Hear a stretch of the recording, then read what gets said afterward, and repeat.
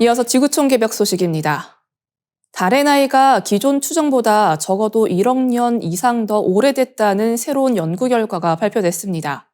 미국 산타크루즈 캘리포니아대의 프란시스 님모 교수가 이끈 국제 공동 연구진은 달이 약 45억 1천만 년 전에 생성됐을 가능성이 크다고 밝혔습니다.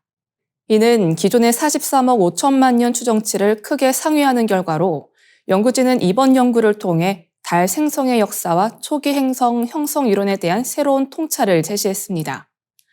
달이 언제 어떻게 생겨났는지는 천문학자들의 오랜 연구 주제이며 지금까지 거대 충돌설이 가장 유력한 가설로 받아들여져 왔습니다.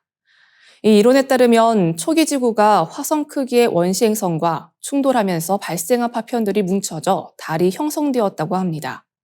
하지만 이 충돌이 정확히 언제 일어났는지를 두고는 다양한 가설이 존재해 왔습니다. 연구팀은 달의 나이를 추정하기 위해 달 표면에서 가져온 암석과 먼지 속에 포함된 지르콘 조각의 연대를 측정했습니다. 지르콘에는 방사성 동위원소가 포함돼 있어 연대 측정이 가능합니다. 기존에는 이 지르콘 조각들이 약 43억 5천만 년 전 생성된 것으로 나타나 달의 나이를 이 시점으로 추정했으나 이번 연구는 이를 수정했습니다. 님모 교수팀은 달 표면이 과거에 2차례에 걸쳐 마그마 상태를 거쳤다고 주장합니다. 초기 충돌로 형성된 달은 거대한 마그마 바다 상태였으며 이 마그마가 한 차례 식어 암석이 되었으나 약 43억 5천만 년 전 조석가열로 인해 표면이 다시 뜨거워지면서 암석이 녹아 재용융됐다는 것입니다. 조석가열은 달이 지구의 중력에 의해 마찰열이 발생하는 현상으로 이 과정이 달의 표면을 다시 마그마 상태로 만들었다는 설명입니다. 이 연구는 달의 생성 시기가 약 44억 3천만 년에서 45억 1천만 년 전으로 거슬러 올라간다고 추정합니다. 이는 달의 나이가 기존 추정보다 8천만 년에서 1억 6천만 년 더 오래됐음을 시사하고 있습니다. 또한 초기 달 표면에서 발생했던 충돌 자국이 재용융 과정에서 지워졌다는 가설을 뒷받침하며 이는 달 표면의 초기 충돌 흔적이 적은 이유를 설명해 줍니다. 님모 교수는 이번 연구가 지구형 행성 형성 이론과 잘 맞아떨어진다며 달의 나이와 진화 과정에 대한 새로운 이해를 제시한다고 강조했습니다. 다음 뉴스입니다. 암 치료의 새로운 패러다임을 제시하는 기술이 한국에서 개발되었습니다. 카이스트 조광현 교수 연구팀은 대장암 세포를 죽이지 않고 정상 세포로 되돌리는 원천 기술을 성공적으로 구현했다고 밝혔습니다. 연구 결과는 국제학술지 어드밴스드 사이언스에 12월 11일 온라인판으로 공개되었습니다. 일반적인 암 치료는 암세포를 직접 제거하는 방식을 사용하지만 이는 정상세포의 손상을 유발하거나 암세포의 내성으로 인해 암이 재발할 위험을 동반합니다. 이번 연구는 암세포를 정상세포로 변화시키는 암가역치료라는 새로운 접근 방식을 제안하며 암치료의 새로운 가능성을 열었습니다. 가역치료의 핵심은 정상세포가 암세포로 변하는 과정을 이해하고 이를 제어하는 데 있습니다. 연구팀은 정상세포가 암세포로 변할 때 정상적인 분화 궤적을 역행한다는 점에 주목했습니다.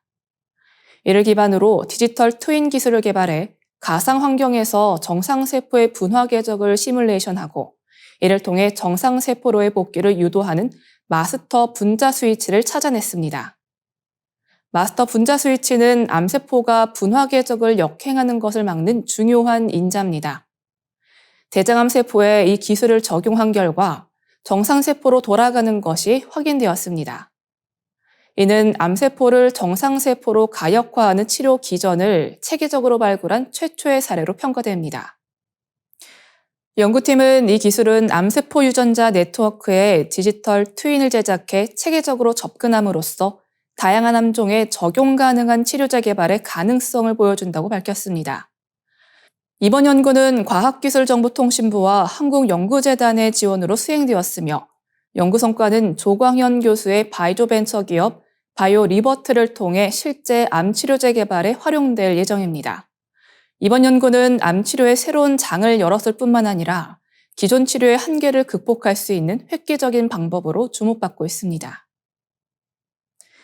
다음 뉴스입니다. 일본 기업의 약 30%가량이 정년 후에도 근로자가 70세까지 일할 수 있도록 고용 정책을 운영하고 있는 것으로 나타났습니다. 이는 정년 폐지와 재고용 제도의 확산에 따른 결과로 분석됩니다. 12월 22일 일본 후생 노동성이 발표한 2024 고령자 고용 상황에 따르면 70세까지 근무할 수 있는 기업의 비율은 31.9%로 전년 대비 2.2%포인트 상승했습니다. 이 조사는 2024년 6월 1일을 기준으로 직원 21명 이상인 약 23만 7천 개 기업을 대상으로 진행되었으며 이 중 약 7만 5,600개 기업이 70세 이상까지 고용할 수 있는 제도를 운영하고 있는 것으로 집계됐습니다. 일본 정부는 2021년부터 근로자가 70세까지 일할 수 있는 방안을 마련하도록 기업에 노력 의무를 부과하는 법안을 시행하고 있습니다. 이번 조사 결과는 이러한 제도 시행 이후 처음으로 관련 비율이 30%를 넘는 사례로 고령 근로자의 고용 환경이 개선되고 있음을 보여줍니다. 많은 기업이 정년을 맞이한 사원을 재고용하는 계속 고용 제도를 도입하고 있으며 정년을 70세로 연장하거나 아예 정년제를 폐지하는 기업도 늘어나고 있습니다. 예를 들어 일본의 대표적인 기업인 도요타는 지난 8월부터 계속 고용 제도를 통해 직원들이 70세까지 일할 수 있도록 하고 있습니다.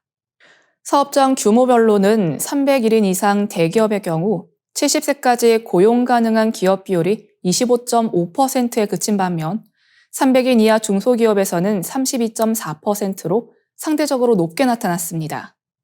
이는 중소기업이 신규 인력 확보가 어려운 점과 숙련 기술 전수를 위해 고령자 고용에 더 적극적인 것으로 해석됩니다. 현재 일본에서는 고령화와 인구 감소로 인해 65세로 설정된 고령자 기준을 70세로 올려야 한다는 의견이 확산되고 있습니다.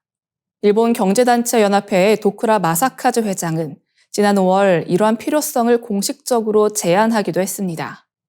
후생 노동성 관계자는 고령자 고용이 점차 확산되고 있다며 노동력 감소 문제를 해결하고 의욕 있는 고령자들이 계속 일할 수 있도록 지원할 것이라고 밝혔습니다.